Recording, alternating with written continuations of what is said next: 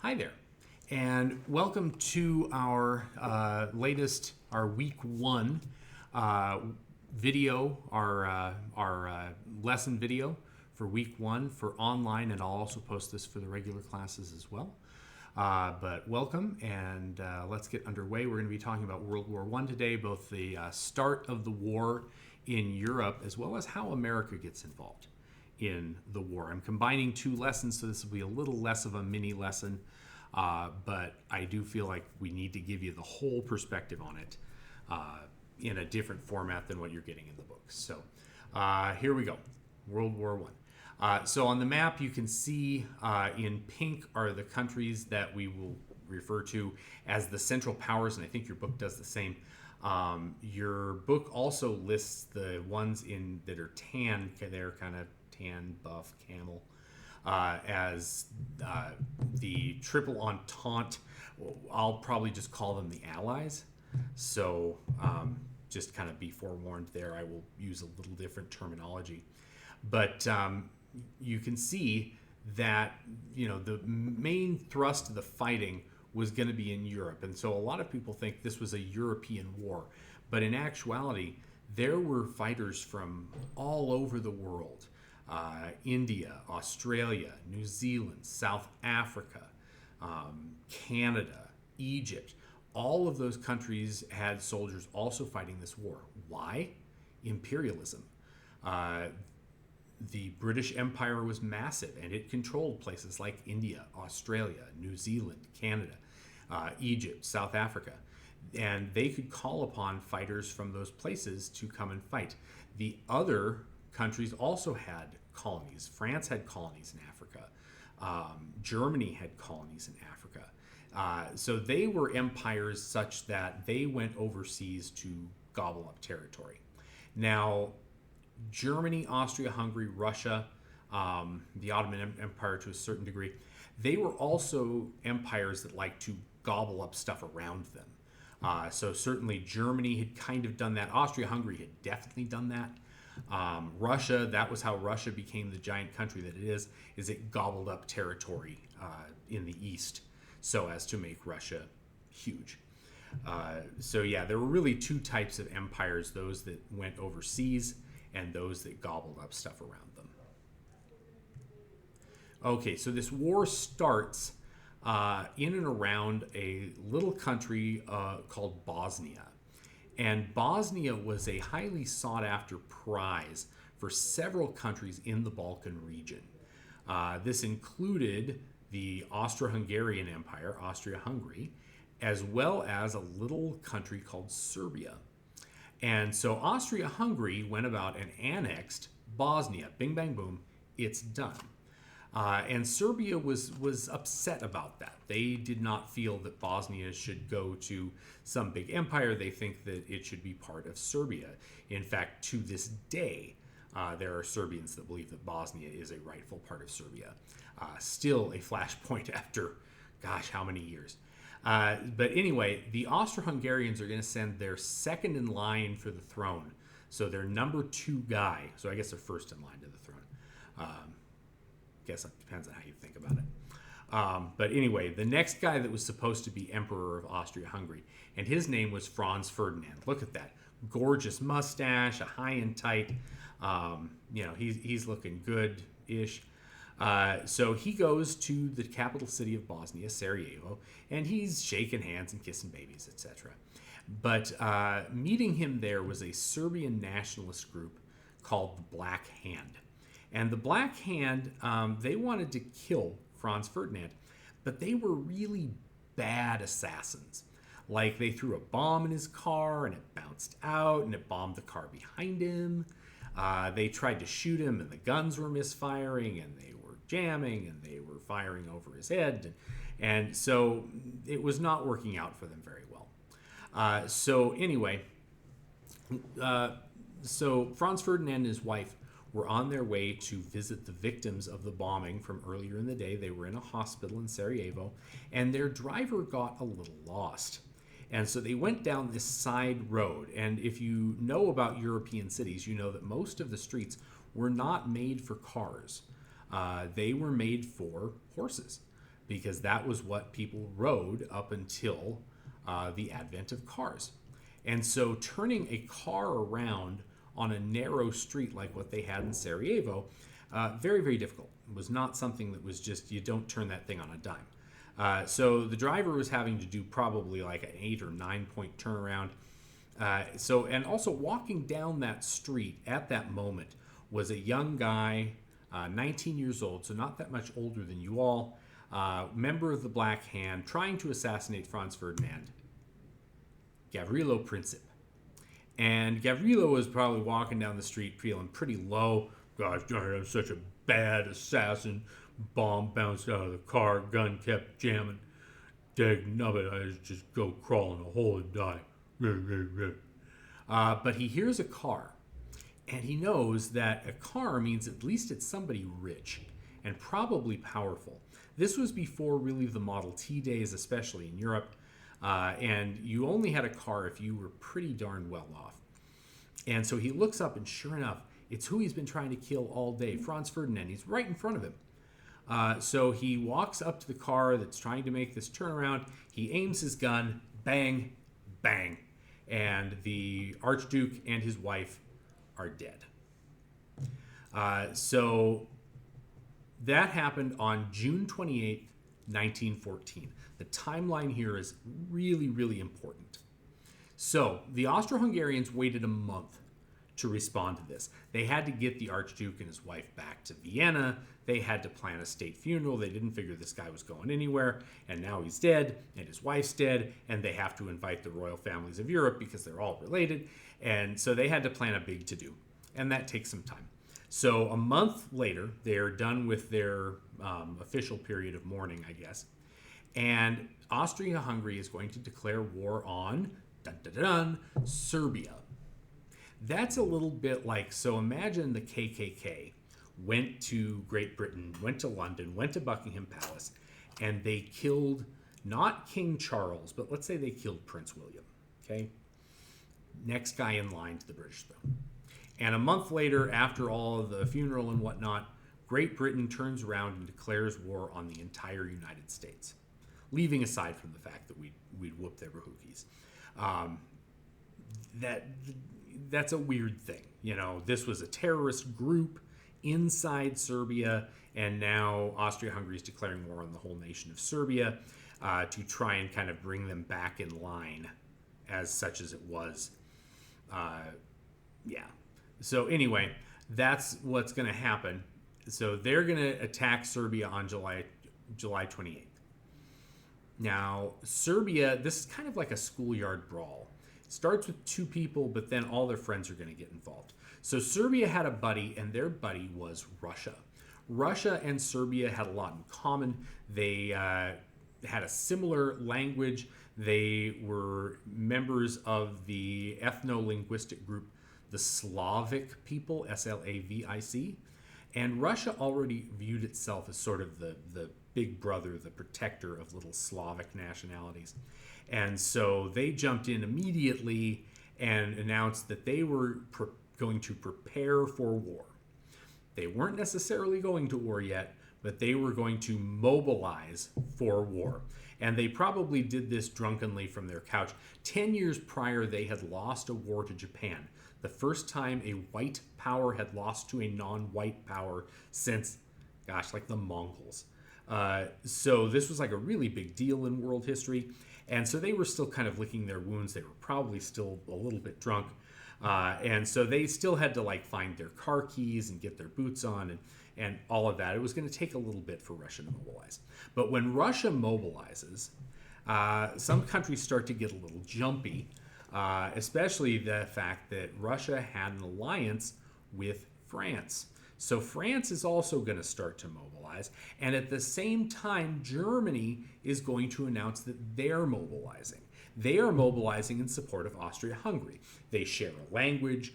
They share largely a culture, at least in the German-speaking parts. So they are going to announce they're jumping in to help Austria-Hungary. And Germany is almost immediately going to turn around and they are going to attack France. Now, this was because they already had a plan to attack France. There was already an existing plan. It was called the von Schlieffen Plan. And the von Schlieffen Plan called for, France and Germany shared a border. And von Schlieffen, who apparently was some long dead Prussian general, thought that France was probably going to amass all of its resources along that blue line there. You see that? And so they said, rather than attack there, where all the French troops are going to be, we should go through Belgium and Holland and attack France from the north. And before they have the chance to make any resistance, we're going to have conquered Paris. Okay, that was the idea. As long as they conquered Paris, France would basically surrender, and they would have won. They could then turn around and focus on the Russians, who were a fierce force because they had so many of them, but they were still trying to find the car keys, right? So Germany figured conquering France would take like 2 weeks, maybe 3, and then they'd be off to fight the Russians. So the problem was that when they walked through Belgium, Belgium had an alliance because they were a neutral country, a declared neutral nation. And they had an alliance with Great Britain. And the British had said that if Belgium's neutrality was violated, they would jump in to defend Belgium. They weren't so keen on also helping the French, but this was sort of the enemy of my enemy is my friend sort of situation. After World War I, Britain and France will become bosom buddies. So anyway, that was August 4th that the British are brought into the war. So we've gone from July 28th, when the first little bit of fighting was happening, to now we're in August 4th. So within about a week of the launch of the war, all of Europe's great powers, and I guess we're not counting Spain as a great power anymore. Really, they weren't. But all of the great powers of Europe were in this war. And they jumped in merrily, basically. They figured a war was coming, that they were going to be involved in something they were itching. They hadn't had a big war in a while, and here it is. If it hadn't been the assassination of Franz Ferdinand, which was the trigger cause of the war, it would have been something else. It would have been a diplomat slapping another diplomat at a reception. It would have been, a British guy spitting on a French or on a German guy's lawn or something. It would have been something. They'd have made up a reason at that point. Okay, so we said that the assassination of Archduke Franz Ferdinand was the trigger cause of the war, the straw that broke the camel's back. The underlying causes of World War I, you want to know these. Number one, nationalism, and it says 2 ways. So number one, this was a battle amongst big empires: France, Germany, Austria-Hungary, Russia, Great Britain. Later, places like Bulgaria. The Ottoman Empire was another empire. Bulgaria is just a little country. But anyway, it's a battle amongst largely empires. And so there was a belief that, my empire is better than your empire. That, I'm so good that everybody should live the way I do, essentially. So that's nationalism part 1. Part 2, within most of these empires, within Germany, within Austria-Hungary, within the colonial possessions of the United Kingdom, France, the Ottoman Empire, even the Russians had little nationalities and little racial groups that they didn't want to be part of the big empire anymore. They wanted their own independence. Now, at the end of the war, some of them are going to get that, mainly the ones that are white. The ones that are not white, they're going to have to wait some time before the empires give them up. But the losing empires are going to have their empires basically divvied up, and they're no longer going to be empires anymore. Militarism was really most of these countries, most of these empires were either ruled directly by the military, or they found the advice of military leaders to be almost too good to resist. So like Germany, Russia, Austria-Hungary, Ottoman Empire, those were all, Russia, I said Russia. Those were all countries that the leader of the country was also the leader of the military. Okay, and they were, again, gung-ho to go fight. France and the United Kingdom were democracies, but they really took their cues from military leaders. If the military leaders said, yeah, we should do this, they're going to pretty much agree. So these countries were highly militaristic. They were military forward at this point. That's not going to be the case down the road, but at the time. Imperialism. Again, this was a battle amongst empires, and the real problem with this was all the open territory was gone. The good stuff was gone. And if you wanted to expand your empire, you're going to have to start eating into somebody else's empire. So again, this war was going to happen because empires just want to get bigger. Empire's going to do what empire's going to do, and that's just get bigger. So yeah, they were going to eat into each other. And so that's going to spark a war in some way, shape, or form because there was no more open territory for them to claim. And then finally, the alliance system. A lot of these alliances were secret. For example, Austria-Hungary really didn't know that by attacking Serbia, they were going to get Russia into the mix. When Germany walked through Belgium, they didn't realize that, oh, this is going to mean that the United Kingdom jumps into the war. There was not that realization amongst most of these alliances. And so it became kind of a surprise to most of the leaders who, again, not the brightest porch lights on the block. The leaders of World War I were not strategically very smart, the political leaders. Okay, even the military high-ups, not strategically very smart. Okay, so the alliance system sort of drags everybody into this conflict because they had made these secret alliances, these secret friendships with other countries. That country gets attacked and whoop, now we're into war. Nowadays, we have alliances as well, but they're very, very public, like NATO, for example. So a foreign actor knows that if they attack a NATO nation, then the entire might of NATO, which is now up to, gosh, how many members? 20 plus members, is going to come down on top of them, including the United States, Canada, Great Britain. It's going to go whomp on somebody's head. And so no little country is going to face the might of those countries. But that's collective security, and that's because it's a public alliance. Private alliances don't have that deterrent factor. Okay. So World War I becomes very known for trench fighting, and that's mainly on the Western Front. Which is where we're going to spend a lot of our time because that's certainly where the Americans are going to fight. There were other fronts to this war, and I urge you, when you're in college, please take a class that includes World War I, where you get to know a little more about the conflict than just the Western Front. We just don't have time to go much into detail otherwise.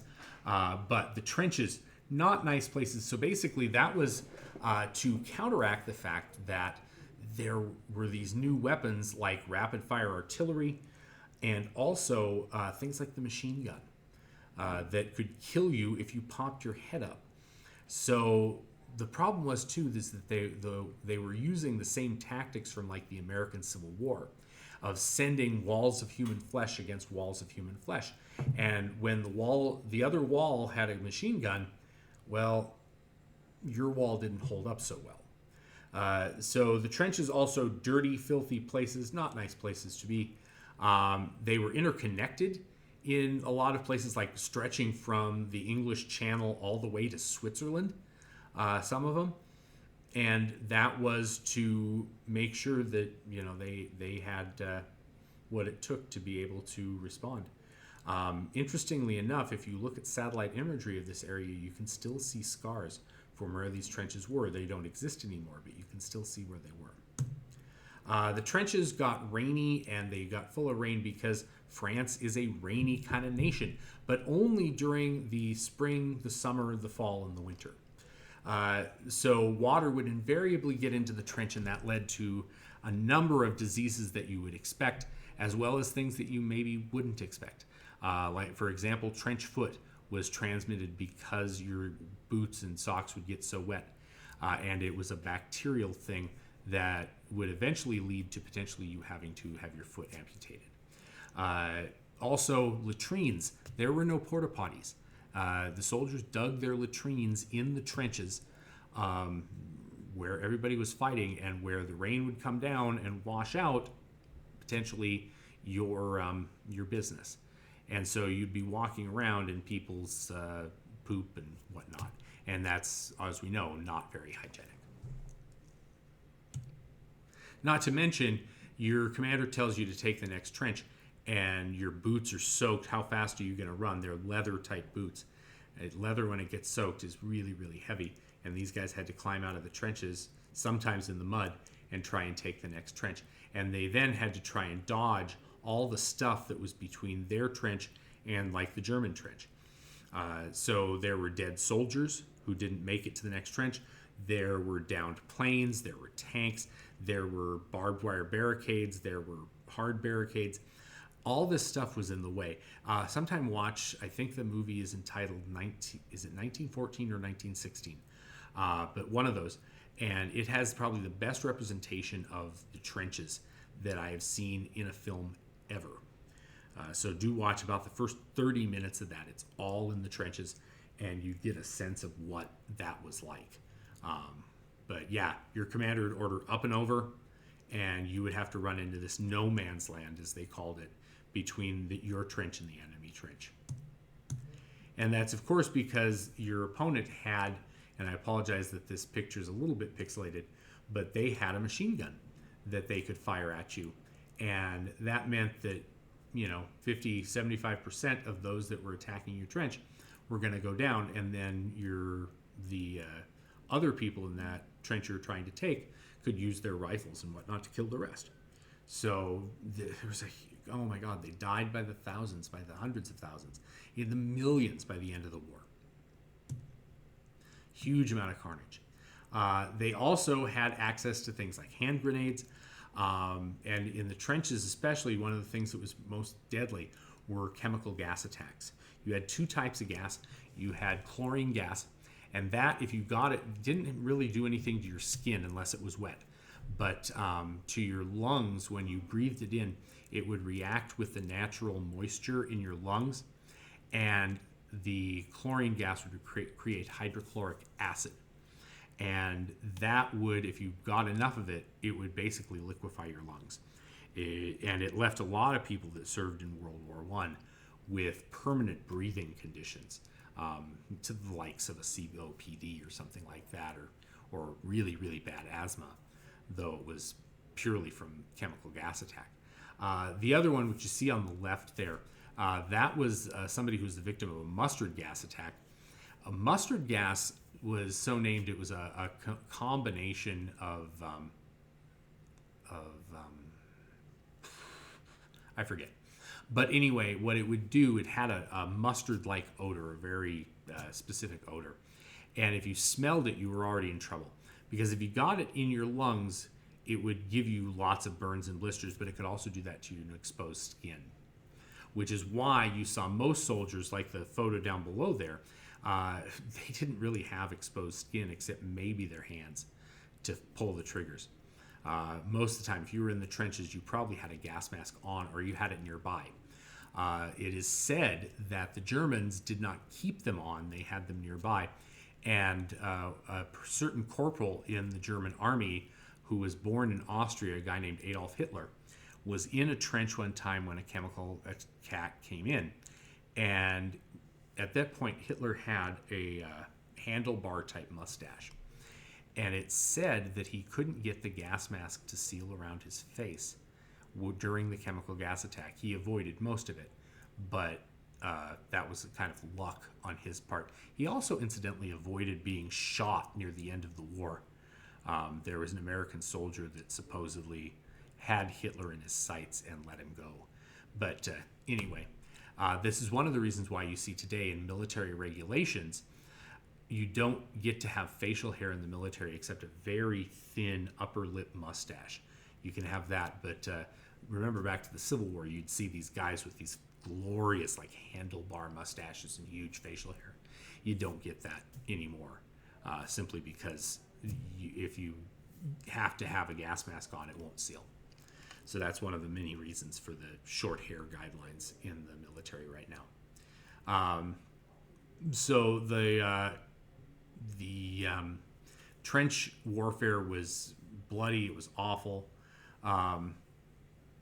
Troops were mowed down by the machine guns. In just one battle, which was the Battle of the Somme, Britain alone lost 20,000 guys in one day. 20,000 in one day. That's just ridiculous. Tanks also saw their first use in World War One. The Americans used them to better effect than the British or the French, but they will learn, and by the time we get to World War II, the British will certainly have invested in tank technology, or the Germans will have invested heavily in tank technology, but also the British and the Americans. So yeah, actually comes about from American innovation while the American military was hunting for Pancho Villa in Mexico. They would mount a rifle to the top of a car, basically, like an early kind of Jeep. And somebody would stand there while the thing was going, and they could use the rifle to pick off people as they went. The tanks are sort of an outgrowth of that.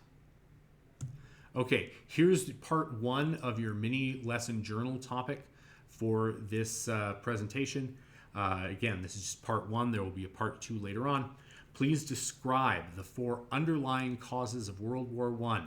Describe, meaning I want you to tell me about them, not just name them. You need to tell me about them and what they mean. Okay, so go ahead and, if you need to write this down, go ahead and pause the movie at this point, but we're going to move on. Okay, 5, 4, 3, 2, 1. Okay, so the second part of this is how the United States becomes involved in the Great War, which is what the soldiers and the leaders all called it at this time, because they couldn't imagine another war being this catastrophic, having this much destruction, involving this many countries. They just couldn't imagine it. It was unfathomable to them. So, back in the United States, the peace movement, the isolationist movement was in full force. Very few people thought that the United States should join the war when the war broke out. It was a European conflict. Leave it to the Europeans. They're always fighting, and we don't want any part of this because we have an ocean that separates us from them. We don't need to be involved. But American leaders urged preparedness. They're the potential that maybe Germany attacks us. Maybe the French do something crazy, and we have to get involved for some reason. So President Wilson will actually start to increase the size of the military and begin training troops just in case there's something that goes down. But the American peace movement really ruled the day. This is a song from the American peace movement. I won't play you the whole thing, just a verse and a chorus. And this is called I Didn't Raise My Boy to Be a Soldier. Sung by the artist Billy Murray.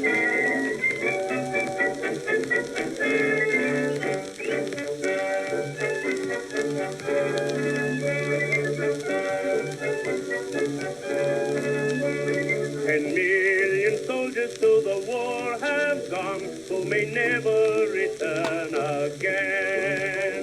10,000,000 mothers' hearts must break for the one who died in vain.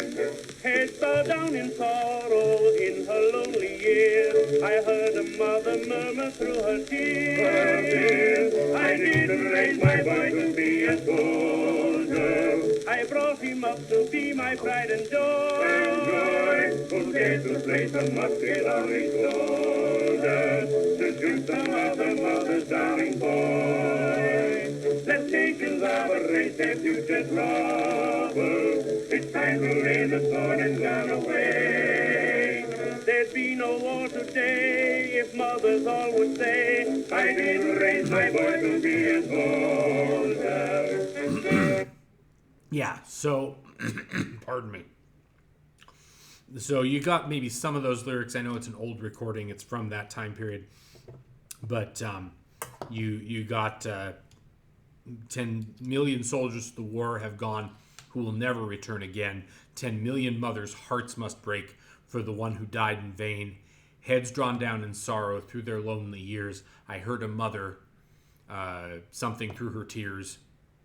I didn't raise my boy to be a soldier. I brought him up to be my pride and joy. So that was the gist of that. And again, very popular tune from America during that time. We didn't figure that we needed to be involved in this war at all, period. So even Woodrow Wilson in 1916 will win re-election with the slogan, "He kept us out of war." There were two incidents that we'll talk about here in a little bit that played into that, where Wilson could have potentially asked the country to go to war, and he was able to sort of decompress that and get people okay with everything. So, Wilson won. Now, notice it did not say he will keep us out of war. It said he kept us out of war. And within months of winning re-election, he will be asking Congress for a declaration of war. But the preparedness campaign will intensify as these things happen. And it's German action that will ultimately bring America into this war. So what were those German actions? The first one, 1915, May 7th, 1915, a German U-boat sinks the passenger ship, the Lusitania. So a U-boat is a submarine, if you didn't know that. And Germany invested heavily in that technology. No other country really had. And so German U-boats were the terror of the North Atlantic because they could fire on a ship at will. Now, they had been doing that with military ships, military supply ships, etc., troop ships. They had never done that to a passenger liner that was mainly there for servicing civilians. But the Lusitania, which was a sister ship to the Titanic, was just such a ship. It was carrying people going from New York to London, I believe it was, or the port outside of London. So it was very surprising when the Germans decided to sink that boat. But they said that they felt that the boat was hauling supplies. Now, on that ship was 128 Americans out of about 1,200 passengers. There were 128 Americans on board. And because of that, the United States State Department and President Wilson are going to raise a bit of a fuss. We raise a fuss when Americans are killed overseas. We don't raise a fuss when they're killed here. School shootings, etc. We don't raise much of a fuss, but we raise a fuss when they're killed overseas. We don't like that. So anyway, the State Department, Woodrow Wilson raises a fuss, and the Germans say, "Hey, we're sorry. We didn't mean to do that, really." And so they agree to surface and warn the ships before they fire on them. And so that they refer to that as restricted submarine warfare. And about a year later, same thing's going to happen again. Germany will fire on a passenger ship, a French passenger ship called the Sussex. And there, I don't know how many total people were on board, but the entire ship was lost, including about 3 or 4 Americans. I don't remember exactly how many. But again, America gets up in arms. Americans have been killed outside of American soil. We don't like that again. By the way, what you're seeing there is a headline from the sinking of the Lusitania. So anyway, the other reason that they got so up in arms is, of course, the people that got killed in these things were rich Americans. They were the 1% of the time. They probably wouldn't have cared if it had been poor people. Sorry, that's a little cynical of me, but it's true. So again, diplomatic warnings. They thought, we're going to come straighten you out. But again, Wilson wanted to win re-election, and the public was just not there to go to war at this point. So he was able to get things ratcheted down and continue on the way. Okay, so it's 1917 now, and something else happens. A couple things in 1917. The first one was this telegram, which the German foreign minister sent to the foreign minister of, wait for it, Mexico. And what they said was basically this: "Hey, Mexico, so we're going to resume unrestricted submarine warfare. We know that's going to piss the Americans off. So here's what we'd like you to do. Would you pretty please invade the American Southwest? Texas, New Mexico, Arizona, California, take your pick. Okay, if you invade, then the Americans are going to have to deal with that before they would potentially enter the war against us. And by the time they get you under control, we will have had the war sewn up. We will have beaten the French. we will have beaten the Russians. Incidentally, a strong wind could have beaten the Russians at this point. And, we don't really care what's happening to the Ottomans down there, whatever. But we will have won the war. And in the peace, we will help you regain part of what you lost in the Mexican-American War. So part of Texas, part of New Mexico, part of Arizona, etc. We will negotiate that at the treaty signing. So, hey, will you do this for us, Mexico buddies? Thanks. Love, Germany. And the Mexicans got this, and they're like, hey, we appreciate being in the mix, that you thought of us. But, hey, we're fighting a civil war right now.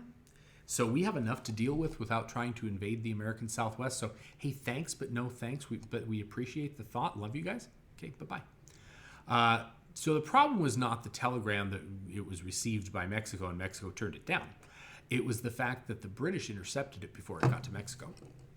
And so the British then turn around and share it not only with the U.S. government, but with U.S. media, newspapers. And the public backlash to this was huge. The Germans were actively plotting against us. Granted, it didn't work, but the Germans were actively plotting against us. And so this was, again, not the trigger cause of the war, but this was a thing that made people drew more and more people to the side of, hey, we should go to war. So all of this was sort of the lead up. This was known as the Zimmermann telegram because the German foreign minister's name was Arthur Zimmermann. And again, this was early 1917. Edged America closer to war. There we go.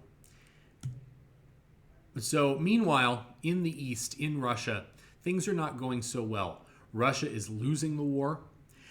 They've had tens of thousands captured.